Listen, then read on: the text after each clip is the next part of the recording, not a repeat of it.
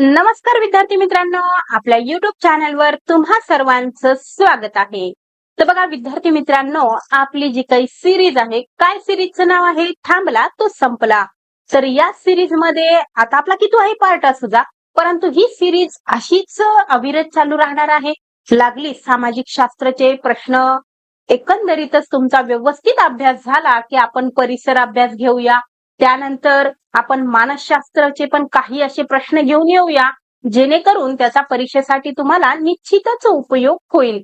तर बघा विद्यार्थी मित्रांनो, आता जवळपास 100-150 कॉल येऊन गेले की म्हणे आता IBPS न जर एक्झाम घेतली तर मग आता कसं मॅडम आपण शिकवलेलं त्याचं कसं आता.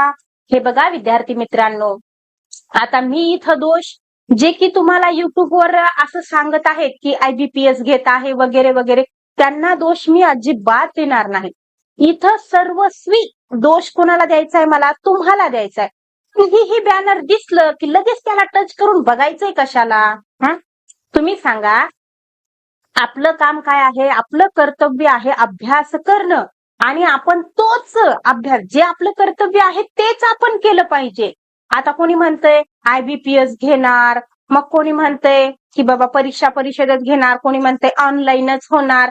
हे बघा विद्यार्थी मित्रांनो, आतापर्यंत आणखीन परीक्षा परिषद असेल किंवा आपले शिक्षण मंत्री दादा भुसे असतील, यांना अशा पद्धतीचं कुठलंही वक्तव्य केलेलं नाहीये किंवा शासनानं सुद्धा केलेलं नाहीये की हे बघा आता परीक्षा परिषदेनं स्वतः त्या हातातले सूत्र IBPS कडे दिलेले नाहीये, त्यांना आपल्या हातातले सूत्र आणखी सोडलेलेच नाहीयेत आणि IBPS न काहीही घेतलेलंच नाहीये.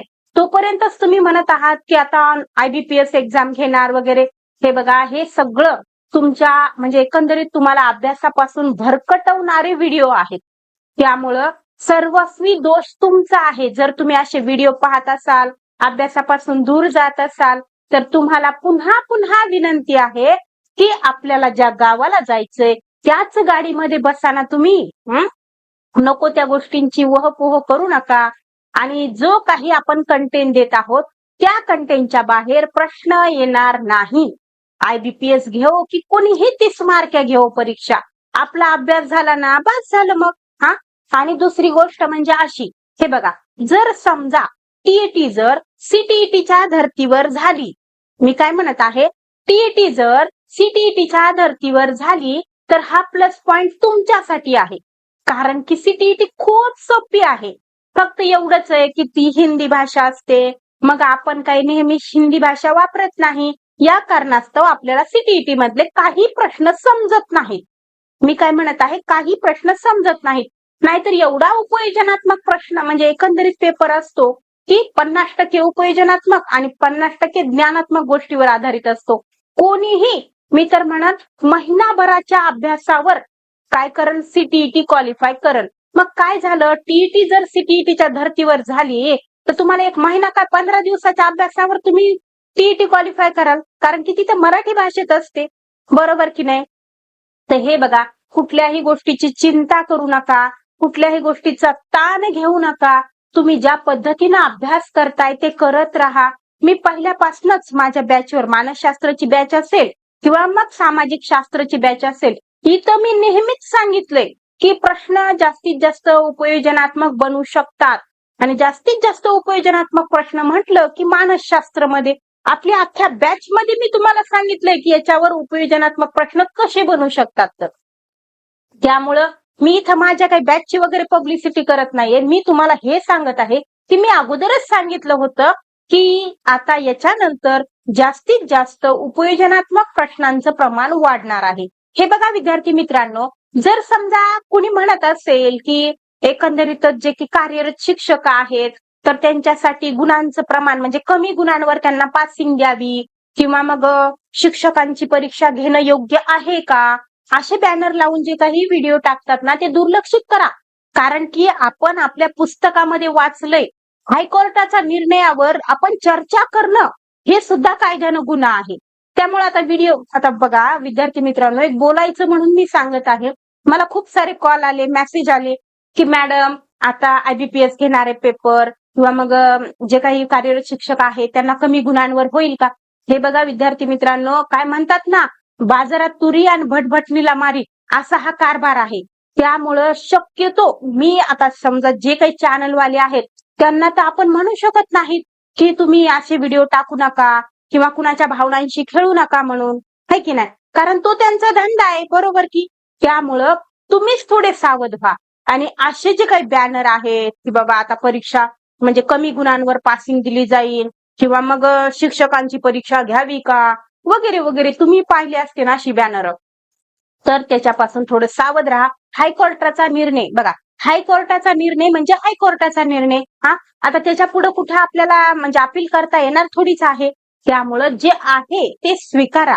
आणि मी तरी तुम्हाला सांगते बघा की पेपर शक्यतो कसा होणार आहे, ऑफलाईनच होणार आहे. त्यामुळं घाबरून जाऊ नका, ऑनलाईन पेपर होणारच नाही. आणि शक्यतो हे पण सांगते की परीक्षा परिषदेत तुमचा पेपर घेणार, IBPS कडे जाणार नाही. त्यामुळे तुम्ही काळजी करू नका, चिंता करू नका, फक्त अभ्यास करा. अभ्यासामध्ये जे काही तुमचं सातत्य आहे, जे काही तुम्ही टिकून आहात, जे काही तुम्ही पुन्हा पुन्हा रिव्हिजन मारत आहात, तिथं मात्र तुम्ही थांबू नका. ते तुमचं कार्य अविरत चालू ठेवा. निश्चितच यश तुमचं आहे. हे बघा विद्यार्थी मित्रांनो, इयत्ता 6वीचे पुस्तक बदलले. मी काय म्हणत आहे, इयत्ता 6वीचे पुस्तक बदलले.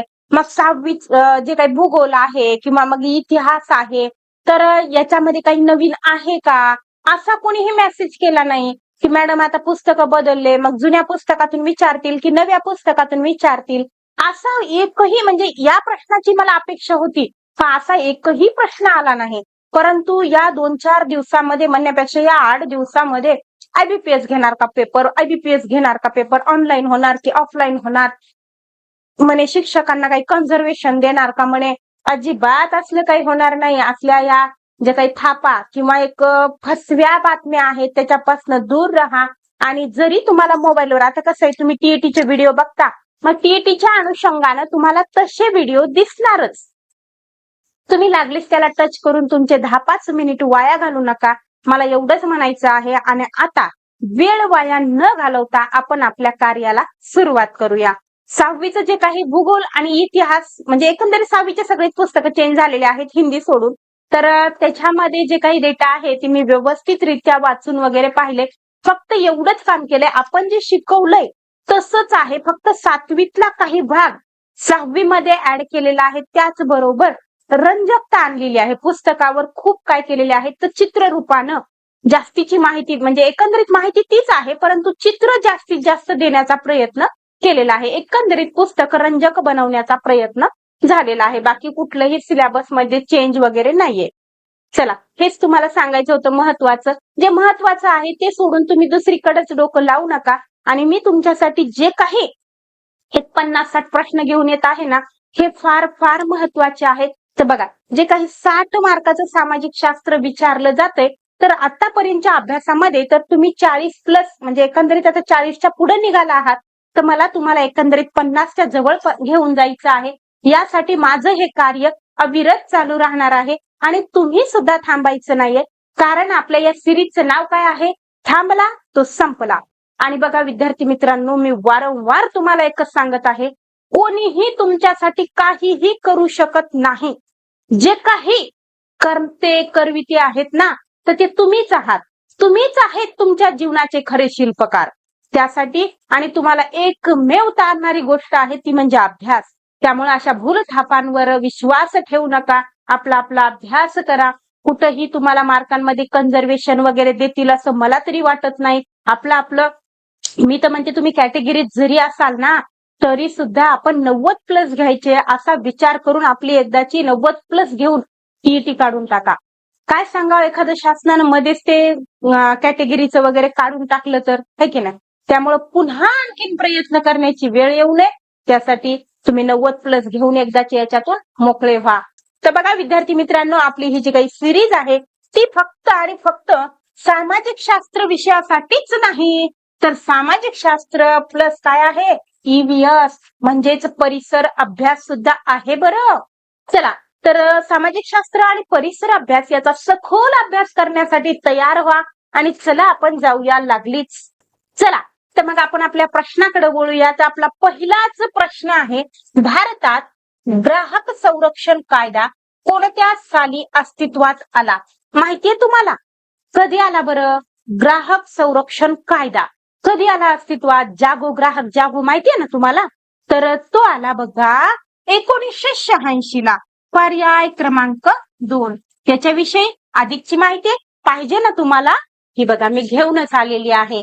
तर ही घ्या माहिती तुमच्यासाठी खास महत्वाची, कारण की जर मी आणलेल्या प्रश्नाव्यतिरिक्त दुसरा प्रश्न आला तर तुम्हाला कुठेही काय होऊ नये, अडचण भासू नये यासाठी. इथे बघा 1986 साली ग्राहक संरक्षण कायदा अस्तित्वात आला. त्यानंतर ग्राहक चळवळीचा उदय झाला.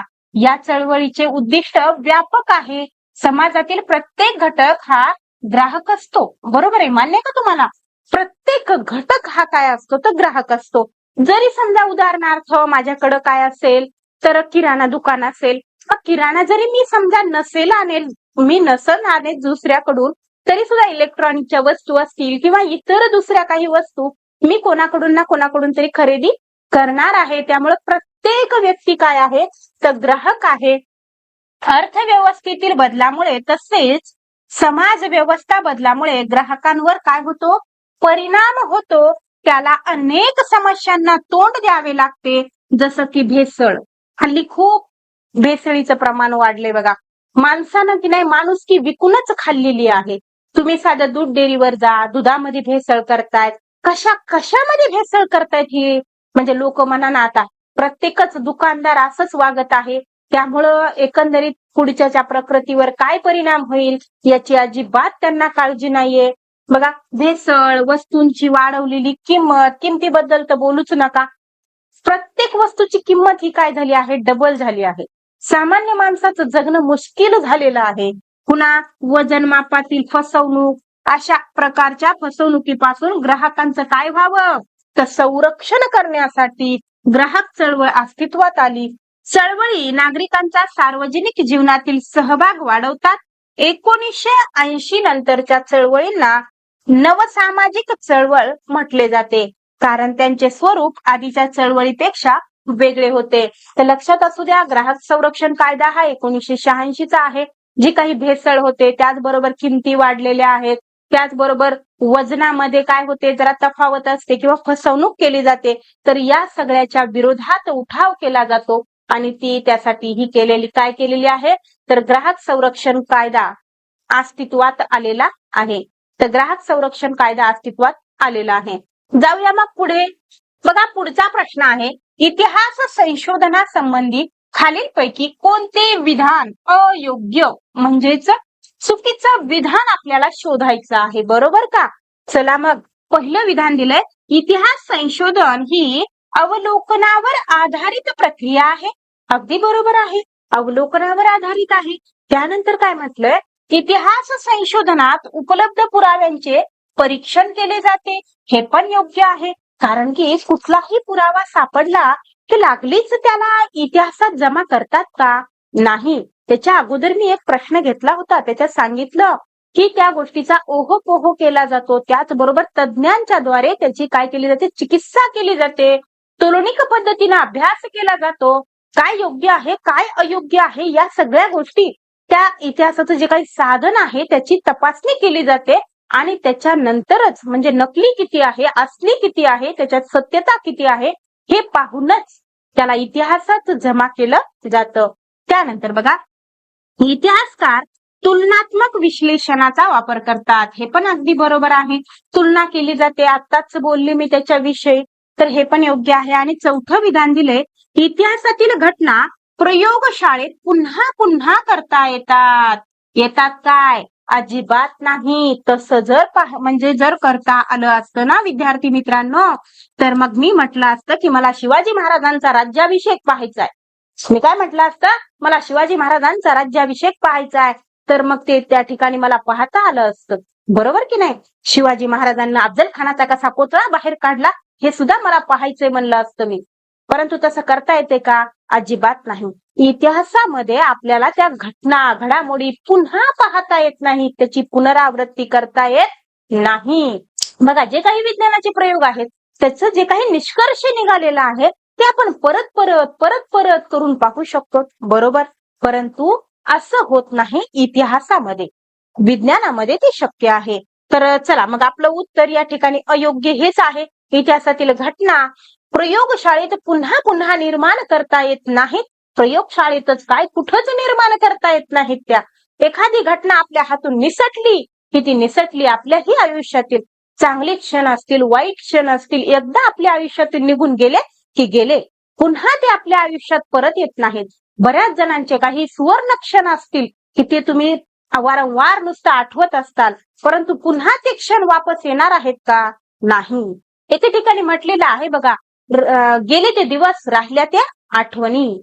तर असं असतं इतिहासाचं एकंदरीत. इथं बघा आपण काय करणार आहोत की जे काही वैज्ञानिक ज्ञान शाखा आहे आणि इतिहास संशोधन आहे यात काय फरक आहे हे इथं जाणून घेणार आहोत. जसं की विज्ञानामध्ये काय करता येतं की प्रायोगिक पद्धती वापरता येते, प्रत्यक्ष निरीक्षण करता येतं. त्याचबरोबर या पद्धतीच्या आधारे विविध घटनांच्या संदर्भातील सर्वकालिक आणि सार्वत्रिक मांडणी आणि नियम पुन्हा पुन्हा सिद्ध करता येणं शक्य आहे. कशामध्ये? विज्ञानामध्ये. परंतु तसा विचार केला आणि आलात तुम्ही इकडं इतिहासाकडे, तर इतिहासामध्ये तुम्हाला प्रायोगिक पद्धती शक्य आहे का? तर नाही. त्याचबरोबर प्रत्यक्ष निरीक्षण शक्य आहे का? तर नाही. पुनरावृत्ती शक्य आहे का? तर नाही. मग आहे का शक्य? नाही ना. मग तेच या ठिकाणी सांगितलेलं आहे. जसं की आपलं मगाशीचं उदाहरण होतं, काय होत नाही इतिहासामध्ये? पुनरावृत्ती करता येत नाही. इकडं काय म्हटलं होतं? पुन्हा पुन्हा निर्माण करता येतात. येतात का? नाही ते. एकंदरीत हेच सगळं तुम्हाला इथं सांगायचं आहे मला की विज्ञान आणि इतिहास यामध्ये असा फरक आहे. जसं की गुरुत्वाकर्षणाचा नियम जसा सांगितला होता, आजही आपल्याला इकडं अनुभवता येतो तो गुरुत्वाकर्षणाचा नियम, बरोबर की नाही? परंतु इकडची एखादी घटना जर तुम्ही म्हणलात की नाही नाही आता आम्हाला पाहायचं आहे, नाही तुम्ही म्हणलात की बाबा कशा पद्धतीनं काय केलं, इंग्लंडचा राष्ट्रध्वज खाली म्हणजे इंग्लंडचा ध्वज कसा खाली उतरवला आणि आपला तिरंगा झेंडा कसा वरी फडकवला हे आम्हाला पाहायचंय. किंवा 15 ऑगस्ट 1947चा जो काही दिवस आहे तो आज आम्हाला आमच्या समोर पाहायचा आहे, तर तुम्हाला पाहता येईल का? नाही. 1857चा लढा पाहायचा आहे म्हटला तर पाहता येईल का? अजिबात नाही. तर हेच एक तुम्हाला इथं सांगायचंय काय फरक आहे. चला तर मग जाऊया आता पुढं. बघा प्रश्न आहे, स्वातंत्र्यपूर्व काळात भारतात स्त्री चळवळीची सुरुवात प्रामुख्याने कोणाच्या पुढाकाराने झाली? कोणाच्या बरं? तर ती झाली बघा पुरोगामी पुरुषांच्या पुढाकारानं. मग तुम्हाला माहित पाहिजे की पुरोगामी म्हणजे नेमकं काय? तर मग पुरोगामी म्हणजे काय? तर पुरोगामी म्हणजे आधुनिक विचारसरणीचा स्वीकार करणारे, ज्या काही समाजामध्ये जुन्या चाली, रीती, परंपरा, संस्कृती आहे त्याला फेटाळून लावणारे आणि ज्या काही नव्या चालीरीती आहेत किंवा जे आधुनिकता आहे ते स्वीकारणारे जे लोक असतात त्यांना पुरोगामी असं म्हणतात. जसं की आपल्या इकडं अतिशय वाईट अशी प्रथा होती बघा, सती जाणे, हे की नाही? एखाद्या स्त्रीचा जर नवरा मेला तर तिच्या म्हणजे त्या नवऱ्याच्या सरणावरच त्या जिवंत स्त्रीला जाळत असत. काय अमानुष लोक होते ते, त्यांना काय माणुसकी विकली होती की काय? तर असे माणसं होते. आणि मग याचा कुठंतरी विरोध, हे बघा स्त्रिया एवढ्या पुढे आल्या परंतु कुठं ना कुठं जसं म्हणतात की प्रत्येक यशस्वी पुरुषाच्या मागे एका स्त्रीचा हात असतो, त्याच पद्धतीनं प्रत्येक यशस्वी स्त्रीच्या माग पुरुषांचा म्हणजे एका पुरुषाचा हात हा नेहमीच असतो. जसं की आता बघा एवढ्या स्त्रिया शिकल्या सवरल्या, असं झालं तसं झालं, हे उगाच झालं का? अनेक थोर पुरुषांनी या समाजाचे कितीतरी टोमणे झेलले, या समाजाचं कितीतरी म्हणजे नामुष्की झेलली त्यानं. या समाजानं काय त्यांच्यावर कमी अन्याय अत्याचार केला का? बाबा स्त्रियांना पुढाकार देताय म्हणजे काय होणार आहे काय नाही. पहिल्या लोकांचे तर मत कसे होते बरं? आता हे बघा जसं की एवढ्या सध्या आपण पाहत आहोत की प्रत्येक ठिकाणी स्त्रिया पुढे आहेत, तर याचं एकमेव कारण आहे की हे पुरोगामी लोक होते, नव्या विचारसरणीचे लोक होते, त्या कारणास्तव स्त्रिया पुढे आलेल्या आहेत. आता एवढंच काय, मी सुद्धा तुमच्या पुढे येऊन ह्या 4 गोष्टी ज्ञानाच्या बोलू शकत आहे. तर बघा या गोष्टीला कारणीभूत कोण आहे? माझे वडील आहेत, माझे पती आहेत, माझा भाऊ आहे, बरोबर की नाही? जर समजा माझ्या वडिलांनी मला म्हणजे शिकवलंच नसतं तर काय झालं असतं? मी तुमच्या समोर येऊन एखादा शब्द तरी बोलण्या इतपत माझी लायकी राहिली असते का? अजिबातच नाही ना. त्यासाठी जरी समजा ह्या स्त्रिया पुढे आलेल्या असल्या तरी सुद्धा म्हणजे बघा स्वातंत्र्यपूर्व काळात भारतात जी काही स्त्रियांची चळवळ सुरू झाली तर याला एकंदरीत पुढाकार देण्याचं काम कुणी केलेलं आहे तर या पुरोगामी पुरुषांनी केलेलं आहे. इथं आपलं उत्तर निघालं. याच्याविषयी इकडे अधिकची माहिती घेऊया आपण. तर ह्या आहेत बघा सावित्रीबाई फुले, ज्यांच्यामुळं की आमचं मातीमोल जीवन मोतीमोल बनलं, बहुमोल बनलं आणि अनमोलही. यांचं करावं तेवढं कौतिक कमीच आहे. इथे बघा स्वातंत्र्यपूर्व काळात भारतात स्त्री चळवळीची सुरुवात पुरोगामी पुरुषांच्या पुढाकाराने झाली. स्त्रियांवर होणारा अन्याय, त्याचे शोषण थांबवून त्यांना सन्मानाने जगता यावं, सार्वजनिक जीवनात सहभाग घेता यावा, यासाठी अनेक सुधारणा चळवळी सुरू झाल्या. याच्यामध्ये कोण होते मग हे पुरोगामी विचारसरणीचे कोण होते हे इथं बघा ईश्वरचंद्र विद्यासागर, राजाराम मोहन राय, महात्मा ज्योतिबा फुले, सावित्रीबाई फुले, महर्षी धोंडो केशव कर्वे, पंडिता रमाबाई रानडे यांच्या पुढाकाराने सतीच्या प्रथेचा काय झाला तर सतीच्या प्रथेला विरोध झाला. जी की मी तुम्हाला आता सांगितली ना सतीची प्रथा, तर त्या प्रथेविषयी या ठिकाणी बोललेलं आहे. त्याच्यानंतर विधवा पुनर्विवाह असेल, स्त्री शिक्षण असेल, बालविवाहास विरोध, त्यानंतर स्त्रियांना मतदानाचा अधिकार यासारख्या सुधारणा होऊ शकल्या.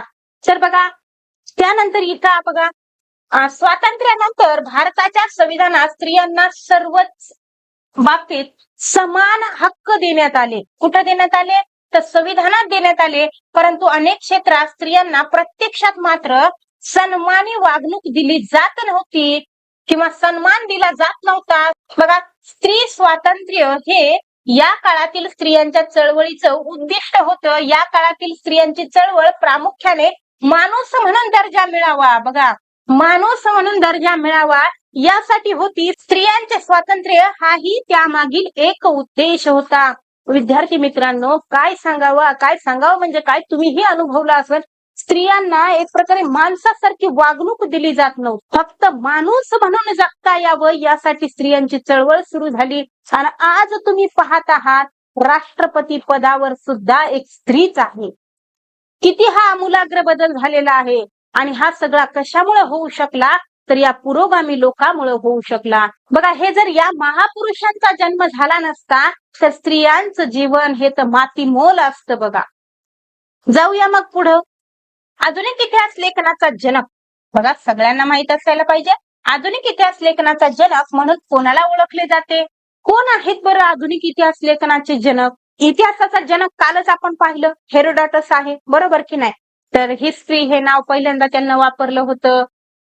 आठवलं की नाही, आठवलं असेल. बघा तर आधुनिक इतिहास लेखनाचा जनक असं कोणाला म्हणतात तर ते म्हणतात बघा व्हॉल्टेर यांना.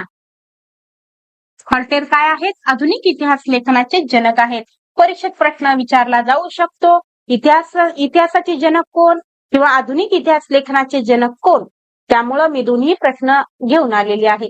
एक प्रश्न आपला झालेला आहे. आता हा प्रश्न या ठिकाणी झाला. त्याच्याविषयी अधिकची माहिती घेऊया. हे आहेत बघा व्हॉल्टेर.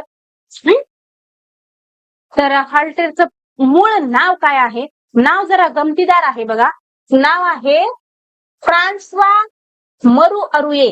काय नाव आहे फ्रान्सवा मरू अरुये. नावच ह्यांची अशी असतात त्याला आपण तरी काय करावं बघा. आणि एकंदरीत आपण त्यांना व्हॉल्टेर म्हणूया, लाडानं म्हणूया आपण व्हॉल्टेर, काही हरकत नाही. ते काय आहेत तर फ्रेंच तत्वज्ञ आहेत, लेखक आहेत आणि इतिहास विचारक आहेत. बघा व्हॉल्टेर या फ्रेंच तत्वज्ञानं इतिहास लेखनासाठी केवळ वस्तुनिष्ठ सत्य आणि घटनांचा कालक्रम एवढ्यावरच लक्ष केंद्रित न करता तत्कालीन समाजाच्या विविध पैलूंचा विचार करणे आवश्यक आहे हा विचार मांडला. एकंदरीतच यांचं म्हणणं कसं होतं की बाबा तुम्ही फक्त युद्ध किंवा मग राजे राजवाडे याच्याच विषयी विचार करू नका. सामान्य जनतेचं जीवन कसं आहे, तिथली संस्कृती कशी आहे, तिथलं लोकजीवन कसं आहे याच्यावर पण कोणी लिहाना काही आहे की नाही. बघा तेव्हा दोन राज्यामधीलच लढाया लिहिणंच एवढंच महत्वाचं आहे का तर नाही. हे सामान्य जनता जी आहे त्यांच्याविषयी बी कुणी काहीतरी लिहा असं मत एकंदरीत व्हॉल्टेर यांना मांडलं. आणि असे विचार मांडल्यामुळेच व्हॉल्टेर यांना आधुनिक इतिहास लेखनाचे जनक असं म्हणतात. मग तुम्ही म्हणता कुठं म्हटलंय तसं, ते काही इथंच म्हटलंय ना. हे बघा या दृष्टीने काय केलं तर हॉल्टियर यांना आधुनिक इतिहासाचे जनक किंवा इतिहास लेखनाचे जनक असं म्हणतात. त्यांचं म्हणणं होतं काय करा, परंपरा संस्कृती याच्याविषयी बी लिहा, व्यापार उद्योगधंदे हेही लिहा, आर्थिक व्यवस्था कशी होती तिथलची ते लिहा, शेती, त्याच्यानंतर ग्रामीण जीवन कसं होतं एखाद्या शहराचं, एखाद्या भागाचं, हे की नाही, एखाद्या राष्ट्राचं, असं हे लिहा. बघा तेव्हा युद्धच काय लिहिता रे, असं म्हणणं होतं हॉल्टेरियनचं.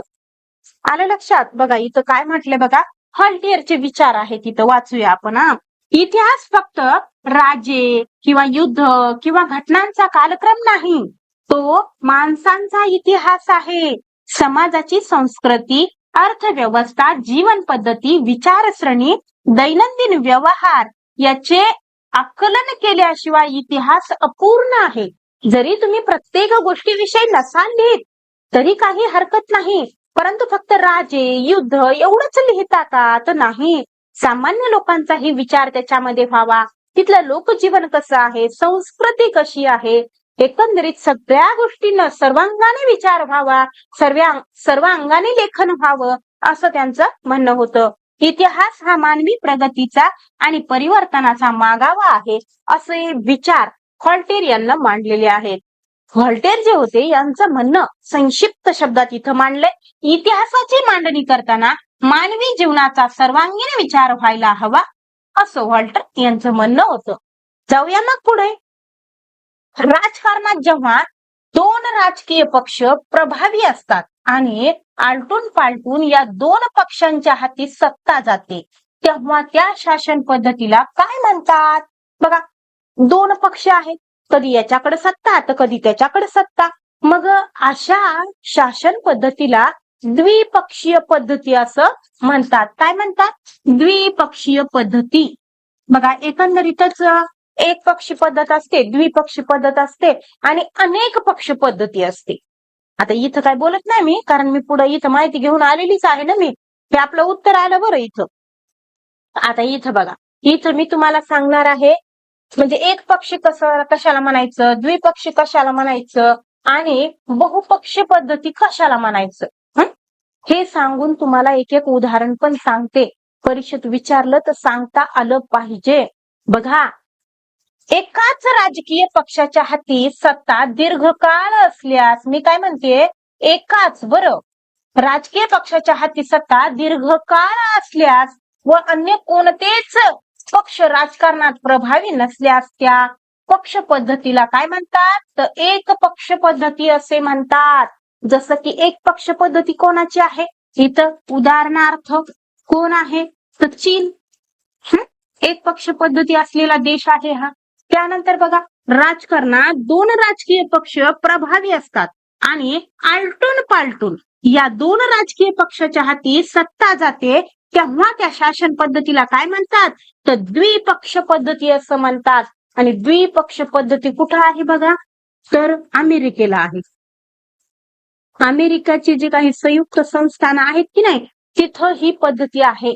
तर बघा, या अमेरिकेमध्येच काय आहे तर दोनच पक्ष आहेत आलटून, कधी याच्या हातात सत्ता असते तर कधी त्याच्या हातात सत्ता असते.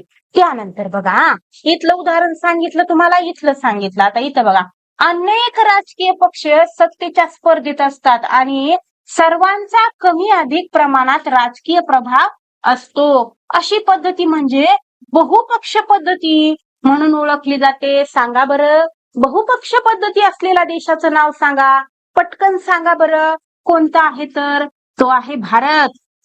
आपल्या एवढे पक्ष, अरे अरे अरे अरे एवढे पक्षच कुठं नसतील, गल्ली बोळातून एक एक पक्ष आता निर्माण होत आहे, बरोबर की नाही? तर मी तुम्हाला आता उदाहरणासहित सांगितलं एक पक्ष पद्धती काय असते, बहुपक्ष पद्धती काय असते, उदाहरण पण लक्षात असू द्या. जाऊया पुढे.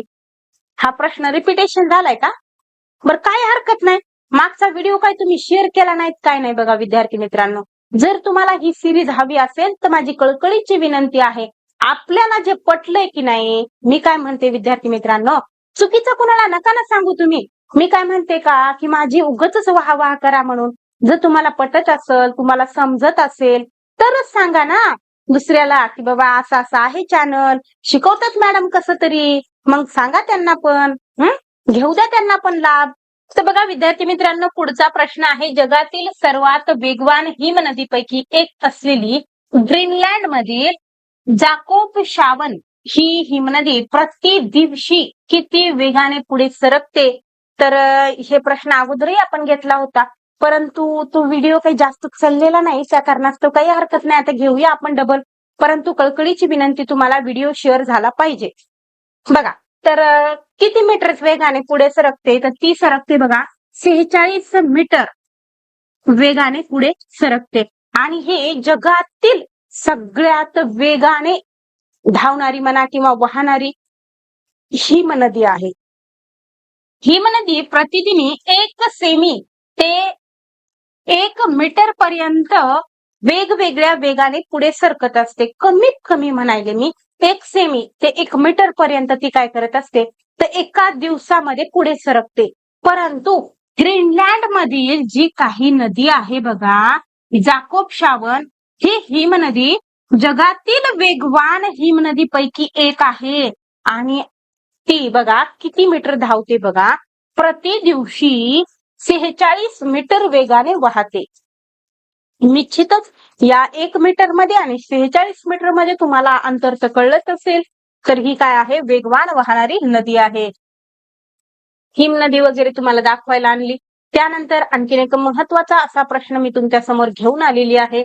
बघा, विधानसभा, लोकसभा, स्थानिक शासन संस्थांमधील एखाद्या लोकप्रतिनिधीने राजीनामा दिल्यास अथवा त्याचा मृत्यू झाल्यास रिक्त झालेल्या जागेसाठी पुन्हा घेतली जाणारी निवडणूक कोणत्या नावाने ओळखले जाते? तर विद्यार्थी मित्रांनो, एखाद्या व्यक्तीचा मध्येच मृत्यू झाला किंवा तिला वाटलं की आपण ह्या पदाला योग्य नाही, तसं तर कोणाला वाटत नसते की मी या पदाला योग्य नाही म्हणून, परंतु समजा काही कारणानं त्याला पदावरून हाकललं, तर त्या ठिकाणी जर त्या एका जागेसाठी निवडणूक होत असेल तर तिला म्हणतात पोटनिवडणूक. काय म्हणतात? पोटनिवडणूक. पर्याय क्रमांक 3. तर बघा, जसं की आता आपलं पेपर फुटीचं प्रकरण झालं, तर आपले जे काही शिक्षण मंत्री आहेत दादा भुसे, यांना आता बरेच विद्यार्थी संघटना वगैरे काय म्हणत आहेत की तुम्ही राजीनामा द्या. परंतु त्यांचं असं म्हणणं आहे, राजीनामा द्यायचा की नाही हे ठरवतो, म्हणजे हे ठरवण्याचा अधिकार कोणाला आहे? मला आहे. मी विचार करेन अधिक, म्हणजे एकंदरीत राजीनामा द्यायचा किंवा नाही, असं आताच कालच्याच कात्रणमध्ये पाहिलं बघा, पेपरला आले वाटतं, आजच आहे बहुतेक. तर अशा पद्धतीनं कोणालाही असं वाटत नसतंय की मी त्या पदावर राहण्यास योग्य नाही म्हणून. मग ते असा एखादाच व्यक्ती असतो की त्याला वाटतं की बा मी ह्या पदावर योग्य नाही. तर मग अशी जर निवडणूक होत असेल तर तिला पोटनिवडणूक म्हणतात. मग ही सार्वत्रिक निवडणूक काय आहे, मध्यावधी निवडणूक काय आहे, हे पण तुम्हाला सांगणं माझं कर्तव्य आहे, बरोबर की नाही? म्हणून मी इथे घेऊन आलेली आहे. बघा, सार्वत्रिक निवडणूक जी की काय होत असते, दर 5 वर्षानंतर जी की नियोजित ठरलेली असते, त्याच कार्यकाळामध्ये जी निवडणूक होते तिला सार्वत्रिक निवडणूक असं म्हणतात. परंतु दुसरी निवडणूक आहे, मग ही झाली पहिली. आता दुसरी आहे मध्यावधी निवडणूक. तर ही जी निवडणूक आहे की नाही, सरकार मुदत पूर्ण होण्या अगोदरच अल्पमतात आले किंवा आघाडीचे शासन असल्यास अथवा घटक पक्षांनी पाठिंबा काढून घेतलेला असल्यास, समजा दोन पक्ष एकत्र येऊन जे काही शासन निर्माण करतात ना, मग तसं एखाद्या पक्षानं जर आपलं त्याच्यामधलं काय केलं, म्हणजे एखाद्या पक्षानं आपला त्याच्यातला पाठिंबा काढून घेतला, तर मग काय होतं, ते जे सरकार आहे ते त्या ठिकाणी स्थगित होतं किंवा त्यांना काय करावं लागतात, परत निवडणुका घ्याव्या लागतात. मग समजा एखाद्यानं पाठिंबा काढून घेतला तर सरकारचं बहुमत काय होतं, संपुष्टात येतं. बघा, पर्यायी सरकार स्थापन करण्याची शक्यता नसेल तर अशा वेळी मुदत पूर्व होण्या अगोदरच निवडणुका घ्याव्या लागतात. म्हणून या निवडणुकीला काय म्हणतात, मध्यावधी निवडणुका असं म्हणतात. म्हणजे 5 वर्ष पूर्ण होण्याच्या अगोदरच निवडणुका घ्याव्या लागतात. कारण मी तुम्हाला सांगितलेली आहेत, तर त्याला मध्यावधी निवडणुका म्हणतात. आणि पोटनिवडणूक कशी असते, विधानसभा असेल, लोकसभा असेल किंवा स्थानिक शासन संस्थेतील एखादं पद असेल, त्या पदावरचा जे काही सदस्य आहे, कुणीही अमुक एक व्यक्ती आहे, तिचं मध्येच काय झालं, निधन झालं किंवा मग त्यांना स्वतःहून राजीनामा दिला, त्या कारणास्तव जर ती निवडणूक घेतली जात असेल तर त्याला पोटनिवडणूक असं म्हणतात. हे बघा, पोटनिवडणूक तुम्हाला समजलं असेल. जाऊया आपण पुढे. बघा, वली पर्वताची निर्मिती खालीलपैकी कोणत्या कारणामुळे होते? काय कारण आहे वली पर्वताची निर्मिती होण्याचं? तर बघा, जे काही मृदू खडक असतात की नाही, तर ते एकमेकाकडे सरकतात. समजा आता हे दोन काय वरच्या प्लेट आहेत, मृदू खडक आहेत, ते एकमेकाकडे आले आणि मग काय होतं तर असा हा भाग वरी सरकतो आणि यालाच काय म्हणतात तर वली पर्वत असं म्हणतात. तर बघा इथं काय म्हटलंय, कठीण खडकावर एकमेकापासून दूर जाण्याच्या ऊर्जा लहरीमुळे काय होतात ते खडक म्हणजे वली पर्वत तयार होतात?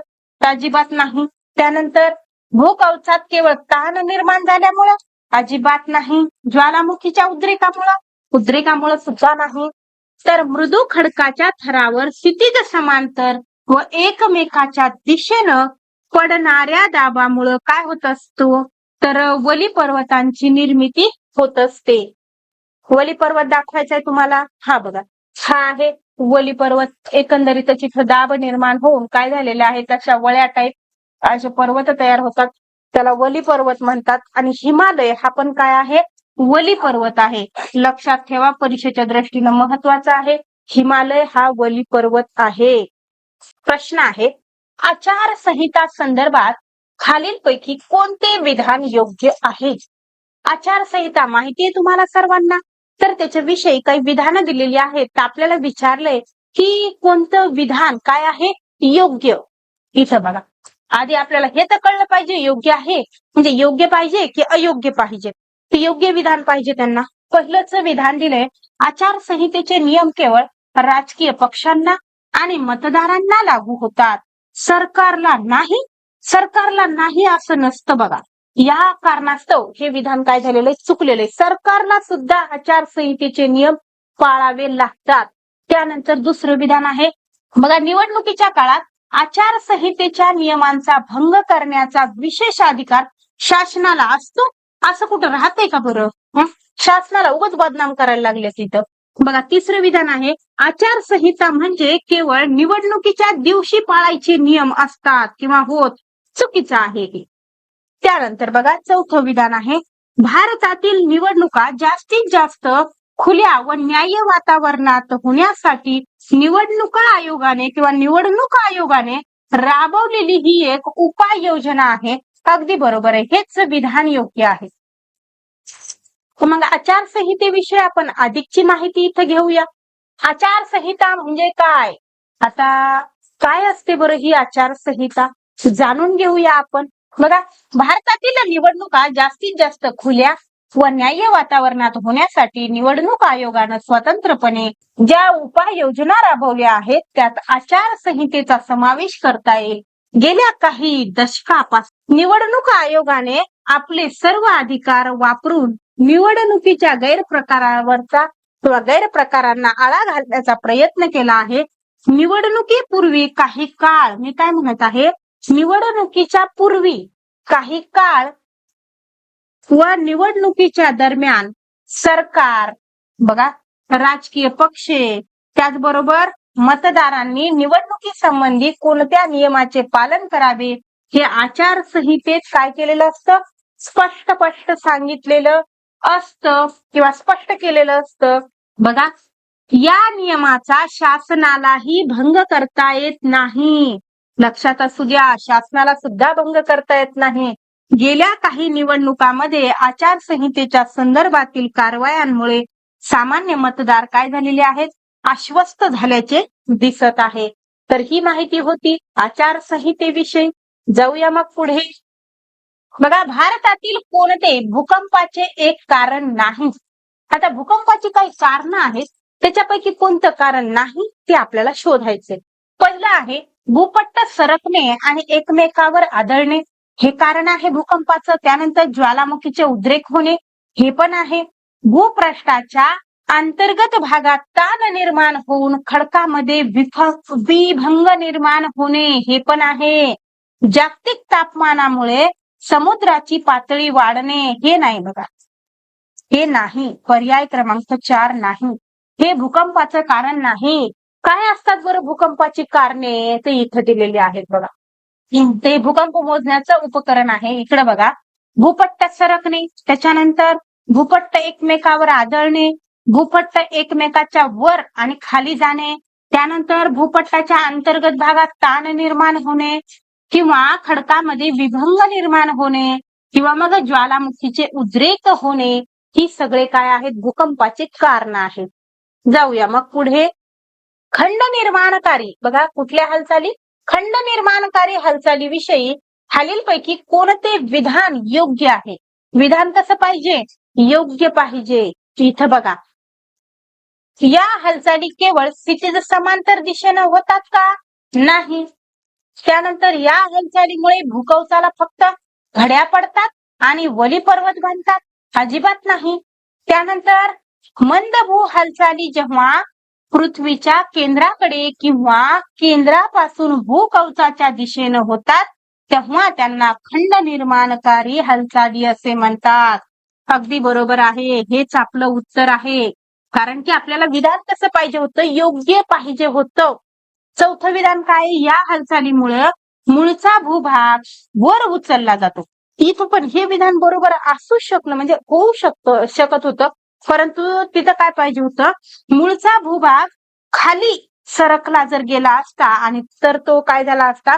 समुद्राच्या पाण्याखाली जाऊन सागर तळ बनला असता. परंतु इथं काय म्हटलंय? भूभाग वर उचलला जातो. आता भूभाग जर असा वर उचलला गेला तर तो समुद्राच्या पाण्यात, म्हणजे समुद्राच्या पाण्याखाली कसा बरं जाईल? म्हणून हे विधान चुकीचं आहे. तर आपलं उत्तर निघालेलं आहे. जाऊया आपण पुढं. इथं बघा, खंड निर्माणकारी हालचाली. मंदभू हालचाली पृथ्वीच्या केंद्राकडे किंवा पृथ्वीच्या केंद्रापासून भूकंपाच्या दिशेने होतात. या हालचालीमुळे भूकवचाचा विस्तीर्ण भाग वर उचलला जातो किंवा मग खचतो. एक तर वर तरी उचलला जातो किंवा मग खाली तरी जातो. आणि भूकवचाचा भाग समुद्र सपाटीपासून वर उचलला गेल्यामुळं खंडांची काय होते? निर्मिती होते. कशाची? खंडांची निर्मिती होते. म्हणून या भू हालचाली खंड निर्माणकारी हालचाली म्हणून ओळखल्या जातात. अशा हालचालीमुळं विस्तीर्ण पठारांची निर्मिती होते. कशाची? विस्तीर्ण पठारांची निर्मिती होते. इकडे लिहिलं होतं का? पठारांची नाही, वली पर्वतांची म्हणलं होतं बघा. तर विस्तीर्ण पठाराची निर्मिती होते. त्याच्यानंतर भूभाग खाली खचला, बघा जर समजा खाली खचला तर तो समुद्र सपाटीपासून खाली जातो. अशा वेळी तो भूभाग सागराच्या पाण्याखाली जाऊन सागराचा तळभाग बनतो. आलं लक्षात? तर ही होती बघा खंड निर्माणकारी हालचाली. प्रश्न आहे, स्वतंत्र भारतातील पहिले मुख्य निवडणूक आयुक्त कोण होते? कोण होते बरं ते? तर मी असं बोलत बोलत एकदा सांगितलंय तुम्हाला. ते होते बघा सुकुमार सेन. कोण होते? सुकुमार सेन. पर्याय क्रमांक 4 हे आहेत बघा सुकुमार सेन. स्वतंत्र भारतातील पहिले मुख्य निवडणूक आयुक्त कोण होते? सुकुमार सेन. बघा 1921 साली सेन हे ब्रिटिशकालीन भारतीय प्रशासकीय सेवेत दाखल झालेले होते आणि पुढे त्यांना मग 1950 मध्ये निवडणूक आयोगाची स्थापना झाली. कधी झाली? बघा परीक्षेत प्रश्न विचारला जाऊ शकतो की निवडणूक आयोगाची स्थापना कधी झाली? ते 1950 ला झाली. आणि त्यामध्ये निवडणूक आयोगाची स्थापना झाल्यानंतर त्यांना निवडणूक आयुक्तांचा पदभार दिला. अतिशय प्रतिकूल व कठीण परिस्थितीत देखील सेन यांनी अगदी कौशल्याने आयोगाचे काम सांभाळले. जाऊया मग पुढे. बघा प्रश्न आहे, प्राथमिक लहरीविषयी खालीलपैकी कोणते विधान अयोग्य, म्हणजे चुकीचं कोणतं विधान आहे ते सांगा. प्राथमिक लहरी विषयी पहिलं विधान काय दिलंय? प्राथमिक लहरी केवळ घन माध्यमातून प्रवास करू शकतात, द्रव व वायू माध्यमातून नाही. तर हेच चुकीचं आहे बघा. बाकीचे वाचायची सुद्धा गरज नाही, कारण प्राथमिक ज्या काही लहरी आहेत त्यांचा मी व्यवस्थित अभ्यास केलेला आहे. तर प्राथमिक लहरी या स्थायू, द्रव आणि वायू तीनही माध्यमातून प्रवास करू शकतात. इथं लिहिलंय त्या करू शकत नाहीत म्हणून. त्या फक्त काय लिहिलंय तर घन माध्यमातून प्रवास करू शकतात आणि द्रव आणि वायू मधून करू शकत नाहीत. म्हणून हे विधान चुकलंय. हेच आपलं उत्तर आहे. आता तुम्हाला सांगते मग इथं काय काय आहे. तर आता हे खालचं वाचण्याची काय गरज नाही, हे सगळं पुढं येऊनच जाणार आहे. इथं बघा प्राथमिक लहरी. भूगर्भात ऊर्जेचे उत्सर्जन झाल्यावर या लहरी भूपृष्ठावर सर्वप्रथम पोहोचतात. सर्वप्रथम भूपृष्ठावर पोहोचणाऱ्या लहरी कोणत्या आहेत तर त्या प्राथमिक लहरी आहेत. या लहरी भूकंप नाभीपासून पृथ्वीच्या त्रिज्येच्या रूपात किंवा स्वरूपात सर्व दिशांनी भूपृष्ठाकडे अत्यंत वेगानं जात असतात. बघा हे जे काही असं सरळ रेषे दाखवली की नाही त्या प्राथमिक लहरी आहेत. सरळ रेषेमध्ये जात असतात. बघा या लहरीच्या मार्गातील खडकांमधील जे काही कण आहेत ते लहरीच्या वहनाच्या दिशेनं काय करतात मागे पुढे होतात आणि त्यामुळे या लहरींना काय म्हणतात मागे पुढे होणाऱ्या लहरी असेही संबोधले जाते. आणि या लहरी इथं बघा आपलं उत्तर या ज्या काही लहरी आहेत त्या घन, द्रव आणि वायू या तीनही माध्यमातून प्रवास करू शकतात. मात्र द्रव रूपातील प्रावरणातून प्रवास करताना त्यांच्या दिशेत काय होतो बदल होतो. प्राथमिक लहरीमुळे भूपृष्ठावरील इमारती काय होतात तर पुढे मागे हलतात. जाऊया ना पुढे. तर बघा विद्यार्थी मित्रांनो आपल्याला प्रश्न विचारण्यात आलेला आहे. काय प्रश्न विचारला इथं बघा. गेल्या काही दशकात झालेल्या सुधारणांमध्ये नागरिकांकडे पाहण्याचा दृष्टिकोनात कोणता महत्वाचा बदल झाला आहे. कारण की अगोदर नागरिकांकडे पाहण्याचा दृष्टिकोन कसा होता की एखादा लाभार्थी म्हणून पाहिलं जायचं की एखाद्या घटकाची त्याला गरज असलेली व्यक्ती लाभार्थी. तर आता मात्र काय झालंय त्याच्यामध्ये बदल झालेला आहे ते आपण इथं समजावून घेऊया. पहिलं विधान आहे नागरिकाकडे केवळ लाभार्थी म्हणून पाहणे याला सुरू झाले आहे नाही हे तर आधीपासूनच आहे. सुधारणा या नागरिकाचा तो हक्कच आहे या भूमिकेतून येत आहे. अगदी बरोबर. एखाद्या व्यक्तीला जर एखादी गोष्ट मिळत असेल उदाहरणार्थ जसं की एखाद्या नागरिकाला राशन मिळत असेल तर तो त्या नागरिकाचा हक्कच आहे या भूमिकेतून त्याच्याकडे पाहिलं जात आहे. आता सध्या अगोदर काय केलं जायचं त्याच्याकडे लाभार्थी म्हणून पाहिलं जायचं ते चुकीचं होतं. तर या ठिकाणी आपल्याला आपलं उत्तर पर्याय क्रमांक 2 आहे. ते इथं योग्य कसं आहे ते आपण इथं जाणून घेऊया. बघा हक्क आधारित दृष्टिकोन त्याच्यामध्ये आता सध्या बदल झालेला आहे. काय बदल झालाय स्वातंत्र्यानंतरच्या काही दशकामध्ये भारताचे लोकशाहीकरण व्हावे म्हणून अनेक सुधारणा झाल्या. परंतु त्यात नागरिकांकडे लाभार्थी म्हणून पाहण्याची दृष्टी होती. गेल्या काही दशकातील सुधारणा मात्र काय झालेले आहेत तर नागरिकांचा तो हक्कच आहे या भूमिकेतून येत आहे. हा बदल झालेला आहे. चला तर जाऊया मग पुढे. बघा पुढचा प्रश्न आहे स्वतंत्र भारतामध्ये मतदानाचा अधिकार अधिक व्यापक करण्यासाठी मतदाराचे वय 21 वर्षावरून 18 वर्ष इथपर्यंत कमी करण्यासाठी संविधानाच्या कोणत्या कलमामध्ये सुधारणा करण्यात आली माहित आहे का तुम्हाला. नाही ना. बरं मी सांगते तुम्हाला. इथं बघा कलम 326 नुसार काय करण्यात आलं तर अगोदर काय होतं हे ज्याचं वय वर्ष 21 आहे त्यालाच मतदान करण्याचा अधिकार होता. परंतु नंतर मग घटना 61व्या घटना दुरुस्तीनं काय झालं तर कलम 326 मध्ये बदल करण्यात आला आणि जे काही 21 वर्षाला मतदान करण्याचा अधिकार होता तर तो थोडा खाली आणण्यात आला आणि 18 वर्षापासून मतदानाचा अधिकार देण्यात आला. तर बघा इथं तुम्हाला आधीची माहिती देण्यासाठी मी घेऊन आलेली आहे. भारतात प्रत्येक भारतीय स्त्री पुरुषाला 21 वर्ष वयाची अट निश्चित करून मतदानाचा अधिकार संविधानाने दिला होता आणि तो आणखी व्यापक करत काय केलं तर मतदाराचे वय 21 वरून 18 वर्ष इथपर्यंत आणले. स्वतंत्र भारतातील नव्या युवा वर्गाला यामुळं अर्थातच राजकीय अवकाश प्राप्त झाले आणि अशा लोकशाहीची व्याप्ती वाढवणाऱ्या बदलामुळे भारतीय लोकशाही ही जगातील सर्वात मोठी लोकशाही गणली गेली किंवा मानली जाते. तर बघा विद्यार्थी मित्रांनो हे जे काही हा जो काही बदल झाला की नाही 61व्या घटना दुरुस्तीनं झाला बघा. आणि तुम्ही म्हणाल की मग कधी झालं बरं असं तर बघा एकंदरीत घोषणा झाली बघा 1988 ला आणि लागू कधी झालं मग है की नाही.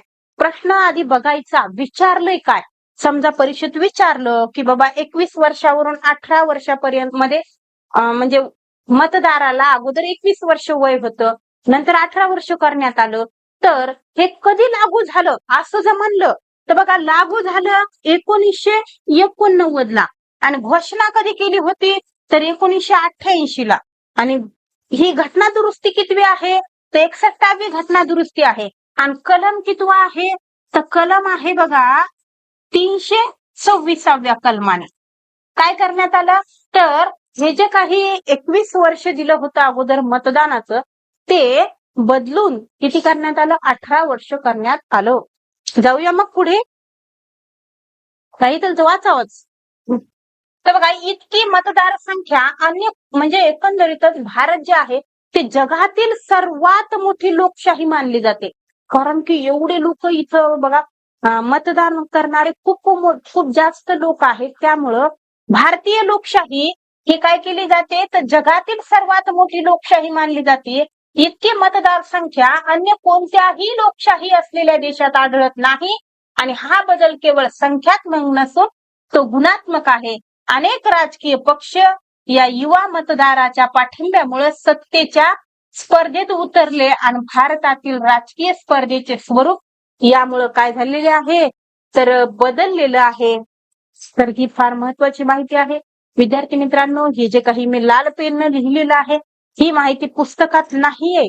मी काय म्हणते पुस्तकात नाहीये परंतु विचारली जाऊ शकते, लक्षात असू द्या. बघा मराठी भाषा व साहित्याच्या अभिवृद्धीसाठी कोणाच्या नेतृत्वाखाली मराठी विश्वकोश निर्मिती सुरू झाली? कोणाच्या बरं ती झाली बघा तर्कतीर्थ लक्ष्मण शास्त्री जोशी यांच्या नेतृत्वाखाली मराठी विश्वकोश निर्मिती सुरू झाली. तर याच्याविषयी अधिकची माहिती आपण या ठिकाणी घेणार आहोत. बघा विश्वकोश महाराष्ट्र राज्याचे पहिले मुख्यमंत्री कोण होते तर ते होते यशवंतराव चव्हाण यांनी मराठी भाषा व साहित्य यांच्या अभिवृद्धीसाठी महाराष्ट्र राज्य साहित्य संस्कृती मंडळाच्या वतीने मराठी विश्वकोश निर्मितीस चालना दिली. त्यानंतर तर्कतीर्थ लक्ष्मण शास्त्री जोशी यांच्या नेतृत्वाखाली विश्वकोश निर्मिती सुरू झाली. बघा जगभरातील ज्ञान सार स्वरूपाने या कोशामध्ये आणले आहे. इतिहास विषयाशी निगडीत असणाऱ्या महत्वाच्या नोंदी यात आहेत. बघा प्रश्न आहे खालीलपैकी कोणता कोशाचा प्रकार नाही? तर तुम्हाला माहित पाहिजे मग या कोशाचे नेमके प्रकार किती आहेत. तर कोशाचे 4 प्रकार आहेत. मग खालीलपैकी कोणता कोशाचा प्रकार नाही असा प्रश्न विचारलाय. बघा शब्दकोश आहे, विश्वकोश आहे, सूची वाङ्मय आहे, हे कथा वाङ्मय नाही. बघा म्हणजेच आपलं उत्तर आहे पर्याय क्रमांक 4. मग हे 4च्या 4ही कोश तुम्हाला माहित असायला हवेत. बघा कोशाचे किती प्रकार आहेत तर साधारणतः 4 प्रकार आहेत कोशाचे. पहिला आहे शब्दकोश, त्यानंतर विश्वकोश, तिसरा आहे कोश सदृश्य वाङ्मय आणि चौथा आहे सूची वाङ्मय. बघा 1857च्या स्वातंत्र्य संग्रामाच्या काळातील प्रत्यक्ष साक्षीदार असणाऱ्या आणि राणी लक्ष्मीबाई यांच्या जीवनाविषयी महत्वपूर्ण तपशील देणाऱ्या माझा प्रवास या ऐतिहासिक प्रवास वर्णन परपुस्तकाचे लेखक कोण आहेत? माहितीये का तुम्हाला कोण आहेत? तर ते आहेत बघा विष्णू भट्ट गोडसे. कोण आहेत? विष्णू भट्ट गोडसे, पर्याय क्रमांक 1. मग यांच्याविषयी आपण अधिकची माहिती घेऊया. तीर्थयात्रेसाठी देशाच्या एका टोकापासून दुसऱ्या टोकापर्यंत पायी प्रवास करण्याची परंपरा भारतामध्ये फार पूर्वीपासून आहे, है की नाही? आता सुद्धा लोक महाराष्ट्रामध्ये तर तुम्हाला माहितीये आता वारकऱ्यांची वारी सध्या चालूच होत आहे, बरोबर की नाही? तर दिंडी सोहळा असतो बघा, पायी दिंडी सोहळा. त्याच पद्धतीनं एकंदरीतच तीर्थक्षेत्राला भेट देण्यासाठी लोक काय करायचे, पायी वाऱ्या काढायचे. तर त्याच्याच विषयीच बोललेलं आहे. भारतामध्ये अशी म्हणजे परंपरा पूर्वीपासूनच आहे बघा. महाराष्ट्रातून उत्तरेकडे अयोध्येपर्यंत व तिथून पुन्हा महाराष्ट्रापर्यंत प्रवासाचे वर्णन विष्णू भट्ट गोडसे, कोण? विष्णू भट्ट गोडसे यांनी लिहून ठेवले आहे. त्या पुस्तकाचं नाव काय आहे? माझा प्रवास. हे त्यांच्या प्रवास वर्णनाच्या पुस्तकाचं नाव आहे. या पुस्तकाचं वैशिष्ट्य म्हणजे काय माहितीये का? तर विष्णू भट्टांनी हा जो काही प्रवास केला तेव्हा 1857चं जे काही महासंग्राम आहे किंवा जे काही युद्ध आहे ते युद्ध चालू होतं बघा. 1857च्या स्वातंत्र्य संग्रामाच्या काळात त्यांना हा प्रवास केला आणि स्वातंत्र्य संग्रामासंबंधीच्या अनेक गोष्टीचे प्रत्यक्ष साक्षीदार होते ते. त्यांना म्हणजे आखो देखा हाल म्हणतात ना तसं त्यांनी प्रत्यक्ष ह्या गोष्टी स्वतःच्या नजरेनं पाहिल्या होत्या बघा आणि तेच त्यांना आपल्या पुस्तकामध्ये लिहिलं. त्यामुळे या स्वातंत्र्य संग्रामाचे आणि विशेषतः राणी लक्ष्मीबाई यांच्या जीवनाविषयीचे अनेक तपशील आपल्याला समजतात. एवढेच नव्हे तर 18व्या शतकातील मराठी भाषेचे स्वरूपही आपल्याला समजते. हे पुस्तक तत्कालीन इतिहासाचे एक महत्वाचे साधन आहे. बघा, माझा प्रवास नावाचं जे काही पुस्तक आहे ते खरोखरच किती महत्वाचं आहे ती माहिती वाचल्यावर तुमच्या लक्षात आलंच असेल. पुढचा प्रश्न आहे, खेळांना नियमित व सुसंघटित स्वरूप देणाऱ्या ग्रीक लोकांनी प्राचीन ऑलिम्पिक ही खेळाची स्पर्धा खालीलपैकी कोणत्या ग्रीक शहरात घेतली जात असे? आता प्राचीन ऑलिम्पिक स्पर्धा आहे तर ती घेतली जायची बघा ऑलिम्पिया या शहरामध्ये. त्याच्यावरूनच नाव दिलेलं असावं प्राचीन ऑलिम्पिक. तर बघा त्याच्याविषयी अधिकची माहिती. खेळ आणि ग्रीक लोक यांचे नाते प्राचीन काळापासून आहे. खेळांना नियमित व सुसंघटित स्वरूप ग्रीकांनी दिले. धावणे, त्याच्यानंतर थाळीफेक, रथ आणि घोड्यांच्या शर्यती, कुस्ती, मुष्टियुद्ध इत्यादींचे सामने त्यांनी सुरू केले. प्राचीन ऑलिम्पिक ही खेळाची स्पर्धा ऑलिम्पिया या ग्रीक शहरात घेतली जात असे. या स्पर्धेत भाग घेणे आणि विजय मिळवणे हे काय केले जायचे तर मानाचे समजले जात असे. जाऊया मग पुढे. इथं बघा, भारतात रंगीत दूरदर्शनचे आगमन खालीलपैकी कोणत्या दिवशी झाले म्हणे? कधी झाले बरं? तर ते झाले बघा 15 ऑगस्ट 1982 ला. म्हणजे रंगीत टीव्ही म्हणतो की नाही आपण, तर तिचं आगमन कधी झालं तर 15 ऑगस्ट 1982 ला झालं. ह्याच्याविषयी अधिकची माहिती घेऊया आपण. बघा, दूरदर्शन 15 ऑगस्ट 1959 रोजी भारताचे पहिले राष्ट्रपती कोण होते ते? तर ते होते बघा राजेंद्र प्रसाद यांना दिल्ली दूरदर्शन केंद्राचे उद्घाटन केले. बघा, बऱ्याच वेळेस आपल्याला विचारलं जातं पहिले मुख्यमंत्री कोण, पहिले राष्ट्रपती कोण, पहिले पंतप्रधान कोण. तर आपल्याला असा प्रश्न पडतही असेल तसं का विचारतात, परंतु प्रत्येक कन्सेप्ट टीईटीला तरी जी विचारली जाते ती पाठ्यपुस्तकामध्ये असतेच. जे असतं ना तेच विचारलं जातं. त्यामुळेच आपण लक्षात ठेवायचं की पहिले राष्ट्रपती कोण होते. तर सगळ्यांनी लक्षात म्हणजे जवळपास सगळ्यांना पाठच असेल, डॉक्टर राजेंद्र प्रसाद होते आणि त्यांना दिल्ली दूरदर्शनचं काय केलं होतं? उद्घाटन केलं होतं. महाराष्ट्रात 1 मे 1972 रोजी मुंबई केंद्राचे कार्यक्रम सुरू झाले. त्यानंतर 15 ऑगस्ट 1982 या दिवशी रंगीत दूरदर्शनचे आगमन झाले. पुन्हा काय झालं 1991 मध्ये परदेशी व देशी खाजगी वाहिन्यांना केबल तंत्राच्या माध्यमातून कार्यक्रम प्रसारित करण्याची परवानगी दिली आणि आज मितीला म्हणजे आज सध्याच्या काळामध्ये भारतीय प्रेक्षकांसाठी 100हून अधिक काय असतील तर वाहिन्या म्हणजे जे काही चॅनल आहेत ते उपलब्ध झालेले आहेत. 100हून कशाला मी तर म्हणते जवळपास किती 1000च्या जवळपास चॅनल उपलब्ध झालेले आहेत. जाऊया मग पुढं. तर बघा प्रश्न आहे, दर्पण या पहिल्या मराठी वर्तमानपत्राचे संपादक कोण होते? तर हा एक पहिला प्रश्न झाला. त्यातच आणखी एक प्रश्न आहे, ज्यांच्या जन्मदिवसानिमित्त महाराष्ट्रात पत्रकार दिन साजरा केला जातो तर कोण होते ते? तर ते होते बघा बाळशास्त्री जांभेकर.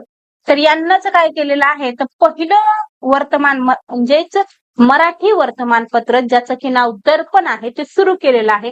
तर बघा यांचा जो काही जन्म आहे तो 6 जानेवारीला झालेला आहे. त्यामुळं त्यांचा जो काही जन्मदिवस आहे तो पत्रकार दिन म्हणून साजरा केला जातो. जर समजा यदा कदाचित विचारलं की पत्रकार दिन कधी साजरा केला जातो, तर लक्षात ठेवायचं 6 जानेवारीला साजरा केला जातो. इथं बघा आपण अधिकची माहिती पाहणारच आहोत. जसं की दर्पण या पहिल्या मराठी पत्राचे संपादक या नात्यानं बाळशास्त्री जांभेकरांना आद्य संपादक म्हटले जाते आणि 6 जानेवारी हा त्यांचा जन्मदिवस पत्रकार दिन म्हणून महाराष्ट्रात साजरा केला जातो. लक्षात ठेवा सगळीच माहिती महत्वाची आहे. त्यानंतर बघा पुढचा प्रश्न आहे, भारतातील पहिले इंग्रजी वृत्तपत्र बेंगॉल गॅझेट 29 जानेवारी 1780 रोजी कोणी सुरू केले? तर कोणी मग सुरू केलं बरं? तर ते सुरू केलं जेम्स ऑगस्टस हिक्की यांना. काय केलं तर इंग्रजी वर्तमानपत्र भारतातील पहिलं इंग्रजी वर्तमानपत्र हे कोणतं आहे तर बेंगॉल गॅझेट आहे. आणि कोणी सुरू केलं तर जेम्स ऑगस्ट हिक्की यांना सुरू केलं. तर हे आहेत बघा जेम्स ऑगस्ट हिक्की. हे बघा बेंगॉल गॅझेट भारतातील पहिले इंग्रजी वर्तमानपत्र 29 जानेवारी 1780 रोजी सुरू झाले. कलकत्ता जनरल ऍडव्हर्टायझर किंवा मग बेंगॉल गॅझेट या नावाने ते ओळखले जाते. बेंगॉल गॅझेटच ते दुसरं नाव आहे. तर या दोन्ही नावाने ते ओळखलं जातं. बघा जेम्स ऑगस्ट हिक्की या आयरिश व्यक्तीने हे सुरू केलेलं आहे. जाऊया मग पुढे. बघा प्रश्न आहे, दिलेल्या माहितीच्या आधारे खालीलपैकी चुकीची जोडी ओळखा. तर या ठिकाणी जे काही राज्य आहे ते राज्य आणि त्या राज्यातील लोकप्रिय नृत्य कोणतं आहे याच्या जोड्या दिलेल्या आहेत. तर आपल्याला चुकीचं जोडी म्हणजे ओळखायची आहे. तर उत्तर भारत किंवा उत्तर प्रदेश याला काय म्हणतात? उत्तर प्रदेश. कथक बरोबर आहे. महाराष्ट्राची लावणी सगळ्यांना माहितीये. ओडिशाचा ओडिशी हे पण योग्य आहे. बघा तमिळनाडू काय आहे तर भरतनाट्यम आहे. बघा इथं लिहिलंय कुचिपुडी, त्यामुळे हे आहे चुकीची जोडी. पर्याय क्रमांक 4. हा इथं बघा आता तमिळनाडूचं काय आहे? तमिळनाडूचे भरतनाट्यम आहे. तिथं काय लिहिलं होतं?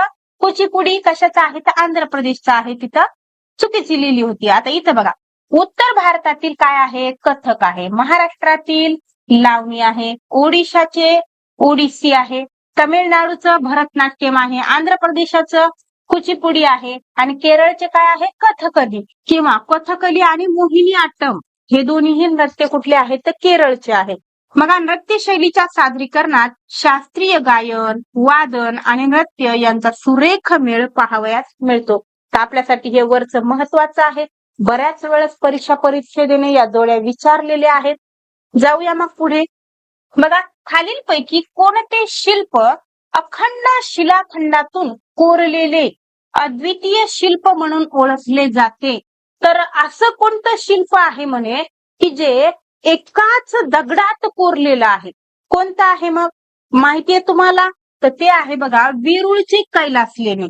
काय केलेली आहे तर संपूर्णतः एकाच दगडामध्ये कोरलेली आहे. इथं बघा शिल्पकला ही काय असते? त्रिमितीय असते. म्हणजे ज्याला लांबी, रुंदी आणि उंची असते. ज्याला हे तीनही घटक असतात त्याला काय म्हणतात? त्रिमितीय म्हणतात. तर याच्यामध्ये मूर्ती, पुतळा किंवा मग कलापूर्ण भांडी, वस्तू, शिल्पे जी की कोरलेली किंवा घडवलेली असतात त्यांचा समावेश होतो. त्यासाठी काय लागतं तर दगड, धातू आणि माती यांचा उपयोग केला जातो. बघा इथं वेरूळचे कैलास लेणे हे काय आहे? अखंड शिलाखंडातून कोरलेले आहे. शिल म्हणजे काय? दगड. आणि खंड म्हणजे काय? ते एक भाग, दगडाचा एक जो काही भाग आहे एकाच भागामध्ये किंवा एकाच दगडातून हे वेरूळचे कैलास मंदिर कोरलेले आहे. ते काय आहे? अद्वितीय शिल्प आहे. आणि सारनाथ येथील अशोक स्तंभाच्या शीर्षावरील 4 सिंहाच्या शिल्पावर आधारलेले चित्र हे भारताचे काय आहे? राष्ट्रीय मानचिन्ह आहे. हे पण आपण लक्षात ठेवायचं आहे. जाऊया मग पुढे. तर बघा विद्यार्थी मित्रांनो या ठिकाणी जो काही प्रश्न आणलेला आहे हा प्रश्न तुमच्यासाठी आहे. काय म्हणणं आहे या प्रश्नाचं?